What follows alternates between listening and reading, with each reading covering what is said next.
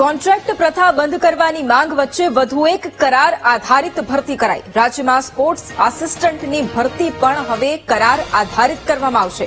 શિક્ષણ વિભાગ સ્પોર્ટ્સ આસિસ્ટન્ટની ભરતી હવે કરાર આધારિત થશે। સરકારી કોલેજોમાં આઉટસોર્સથી સ્પોર્ટ્સ આસિસ્ટન્ટની જગ્યાઓ ભરવામાં આવશે। અને આ જ મુદ્દે સંવાદદાતા મેહુલ ફોન લાઈન પર છે। મેહુલ, એક તરફ કોન્ટ્રાક્ટ પ્રથા બંધ કરવાની માંગ કરવામાં આવી રહી છે, પરંતુ તેની વચ્ચે સ્પોર્ટ્સ આસિસ્ટન્ટની ભરતી હવે કરાર આધારિત થશે। અત્યારે શું જાણકારી તેને લઈને? બિલકુલજી, વધુ એક નિર્ણય કરાર આધારિત ભરતીઓના સંદર્ભમાં થયો છે। શિક્ષણ વિભાગે આ સંદર્ભે પરિપત્ર જે છે તે પણ કરી દીધો છે। સ્પોર્ટ્સ આસિસ્ટન્ટની ભરતી કરાર આધારિત કરવા માટેનો નિર્ણય કરવામાં આવ્યો છે।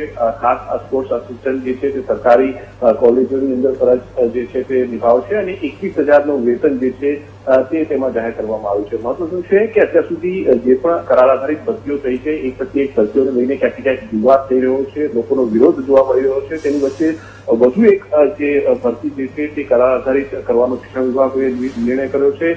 આ સ્પોર્ટ્સ આસિસ્ટન્ટની ભરતી જે છે તે ક્યારે પૂર્ણ થાય છે તે જોવાનું રહેશે, પરંતુ આ સમગ્ર મામલે ક્યાંક ક્યાંક વિરોધ જે છે તે જોવા મળી રહ્યો છે।